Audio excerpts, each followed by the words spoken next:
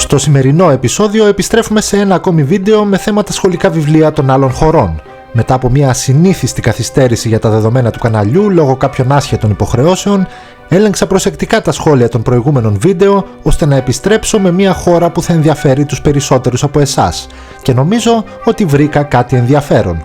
Και φυσικά μετά την εξέταση των βιβλίων της Κίνας και της Ιαπωνίας, η χώρα που τελικά θα δούμε σήμερα είναι μια χώρα που παρότι βρίσκεται πολύ μακριά, οι περισσότεροι από εμάς έχουμε μια σχεδόν καθημερινή επαφή μαζί της. Μια επαφή όμως που δεν βασίζεται τόσο στον πολιτισμό, στην ιστορία ή στην κουλτούρα, αλλά στα δεκάδες τεχνολογικά προϊόντα που πιθανότατα έχουμε γύρω μας αυτή τη στιγμή.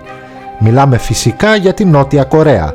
Και αν αυτή η επαφή που σας είπα πριν σας φαίνεται υπερβολική, από ό,τι αγοράσατε αυτές τις μέρες, όσοι αγοράσατε, ψάξτε λιγάκι και πιστεύω ότι κάτι από όλα αυτά θα είναι νοτιοκορεάτικης κατασκευής. Θα επικεντρωθούμε μόνο στα βιβλία του αντίστοιχου γυμνασίου και λυκείου της Νοτιού Κορέας, καθώς σε αυτά του δημοτικού δεν βρήκα κάτι άξιο αναφοράς. Ξεκινάμε από το βιβλίο ιστορίας της αντίστοιχης Δευτέρας Γυμνασίου, όπου κάπου στη μέση της ύλης βρίσκουμε το κεφάλαιο με τίτλο «Μεσόγειος, η μητέρα του πολιτισμού». Σε αυτό το κεφάλαιο περιγράφονται επιγραμματικά όλοι οι λαοί της περιοχής, αλλά στο υποκεφάλαιο με τίτλο «Το χρυσό σκαλοπάτι προς την αρετή» περιγράφεται αποκλειστικά ο αρχαίος ελληνικός πολιτισμός. Όπως αναφέρεται σε ένα σημείο, οι Έλληνες πολύ σύντομα εγκαταστάθηκαν στην περιοχή και τα νησιά γύρω από το Αιγαίο Πέλαγος. Επικράτησαν σχεδόν αμέσως των ανταγωνιστών τους και λόγω του φυσικού πλούτου είχαν όλα τα μέσα και τον χρόνο για να διευρύνουν δραματικά τα όρια της γνώσης της ανθρωπότητας. Ενώ λίγο παρακάτω υπάρχει μια ξεχωριστή αναφορά στην ελληνική ναυσιπλοεία. Όπως περιγράφεται συγκεκριμένα, όπως στους περισσότερους νησιωτικούς λαούς, πηγή ισχύως για τους Έλληνες ήταν η εξαιρετική γνώση της ναυσιπλοείας και η μοναδική ναυπηγική τέχνη. Έτσι, οι Έλληνες εξασφάλισαν την ειρήνη στην πατρίδα τους, την εξάπλωση στις γύρω περιοχές και την ανεμπόδιστη μεταφορά αγαθών και πλούτου που οδήγησαν στη δημιουργία μοναδικών έργων υποδομής και τέχνης, τα οποία όλοι μπορούν να θαυμάσουν μέχρι σήμερα. Παρακάτω, σχετικά εκτενείς αναφορές βρίσκει κανείς και για την αρχαία ελληνική φιλοσοφία και τους γνωστότερους Έλληνες φιλοσόφους.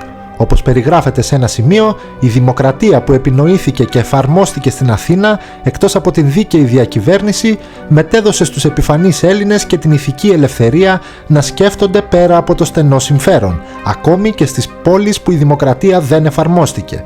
Αυτή την κατάσταση τη λέμε κλασική φιλοσοφία και είναι το θεμέλιο και του σύγχρονου πολιτισμού. Για τη συνέχεια θα πάμε στο βιβλίο της αντίστοιχης πρώτης λυκείου, όπου η αφήγηση μετά από ένα σύντομο χρονικό άλμα προς τα εμπρός επιστρέφει στο κομμάτι των μεγάλων πολιτισμών. Εκεί υπάρχει ένα κεφάλαιο που αφορά την Περσική Αυτοκρατορία και περιγράφει ορισμένα κοινωνικά και διοικητικά κατορθώματα, ενώ λίγο πιο κάτω φτάνουμε στους Περσικούς πολέμους υπό τον κάπως λογοτεχνικό τίτλο «Η σύγκρουση της απληστίας με την αρετή». Εκεί αναφέρεται συγκεκριμένα ότι στην Ελλάδα επικρατούσε ένα ιδιότυπο καθεστώς. Οι συνεχόμενοι πόλεμοι μεταξύ των πόλεων έδωσαν πολύτιμη πολεμική τεχνογνωσία στους Έλληνες, επειδή όμως ήταν περισσότερο πόλεμοι επιρροής και όχι επιβίωσης, δεν έφθυραν τη βάση της ελληνικής σκέψης. Αυτή η τεχνογνωσία και αυτός ο τρόπος σκέψης τελικά έμελε να γίνει η ασπίδα του πολιτισμένου κόσμου στην επέκταση της Περσικής απολυταρχίας. Λίγο πιο κάτω στο ίδιο βιβλίο, στο κεφάλαιο με τίτλο «Παγκοσμιοποίηση ιδεών», περιγράφεται και η αυτοκρατορία του Μεγάλου Αλεξάνδρου. Εκεί βρίσκουμε χάρτες και σύντομες περιγραφές των μαχών και της επέκτασής του, αλλά σε ένα σημείο περιγράφεται χαρακτηριστικά ότι τη στρατιωτική επιβολή του Έλληνα στρατηλάτη ακολούθησε η διασπορά του ελληνικού πνεύματος στο μεγαλύτερο μέρος του τότε γνωστού κόσμου. Αυτή ήταν η πιο γρήγορη και πιο άμεση συνένωση πολιτισμών που παρατηρήθηκε ποτέ, δημιουργώντας αναμίξεις που συμπλήρωσαν τα κενά αιώνων. Στο βιβλίο της αντίστοιχης Δευτέρας Λυκείου τώρα, εκτός φυσικά από τα θέματα κορεάτικου και γενικά ασιατικού ενδιαφέροντος που βρίσκουμε όπως είναι φυσικό και σε όλα τα υπόλοιπα βιβλία, περιγράφεται με έναν παρόμοιο τρόπο και η επέκταση της Ρωμαϊκής Αυτοκρατορίας και η επιρροή της στην παγκόσμια ιστορία, στο πλαίσιο της οποίας συναντάμε και τη Βυζαντινή εποχή, που όμως δεν βρίσκουμε κάποια αναφορά σε οτιδήποτε που να αφορά την Ελλάδα. Παρακάτω θα πρέπει να προσπεράσουμε πολλές σελίδες και αρκετά κεφάλαια για να ξαναβρούμε κάπου τη χώρα μας, την οποία και βρίσκουμε τελικά προς το τέλος του βιβλίου, όπου αναφέρονται επιγραμματικά οι χώρες που δημιουργήθηκαν στην έκταση που κάλυπτε πρώτα η Οθωμανική Αυτοκρατορία. Στα υπόλοιπα βιβλία δεν βρήκα κάποια αναφορά στην Ελλάδα, πλην βέβαια του βιβλίου της Τρίτης Λυκείου. Σε αυτό το βιβλίο περιγράφονται κυρίως τα γεγονότα του Δευτέρου Παγκοσμίου Πολέμου και αργότερα, αλλά η χώρα μας αναφέρεται μόνο σε ένα κεφάλαιο σχετικά με τις χώρες στις οποίες ξέσπασαν εμφύλιοι πόλεμοι μεταπολεμικά. Όπως περιγράφεται συγκεκριμένα, στην Ελλάδα ξέσπασαν έντονες μάχες μεταξύ κομμουνιστικών ομάδων και του τακτικού στρατού.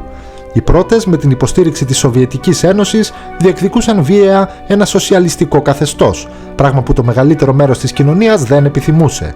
Έτσι, σύντομα οι συγκρούσεις αυτές πήραν τη μορφή εμφυλίου πολέμου. Παρακάτω βρίσκουμε ένα μεγάλο κεφάλαιο που αφορά φυσικά τον πόλεμο της Κορέας. Έχει μεγάλο ενδιαφέρον ο τρόπος που οι Νοτιοκορεάτες αναφέρονται σε αυτό το θέμα, αλλά δεν θα επεκταθώ τώρα καθώς ξεφεύγει από το αντικείμενο του σημερινού βίντεο. Σχετικά με τη συνεισφορά της χώρας μας όμως στον πόλεμο αυτό, ναι, βρίσκουμε επιγραμματικά αναφορές όπως τα σημεία των επιχειρήσεων, κάποιοι χάρτες και φωτογραφίες από μνημεία, παρόλα αυτά δεν βρήκα κάποια συγκεκριμένη περιγραφή που να αφορά το ελληνικό εκστρατευτικό σώμα για να σας παραθέσω. Κάπου εδώ τελειώνουν όσα βρήκα στα σχολικά βιβλία της Νοτιού Κορέας και ως εκ τούτου το σημερινό βίντεο φτάνει σιγά σιγά προς το τέλος του.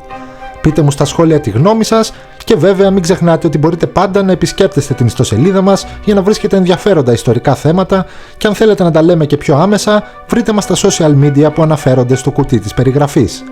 Αυτά για την ώρα, σας χαιρετώ και τα λέμε στο επόμενο επεισόδιο.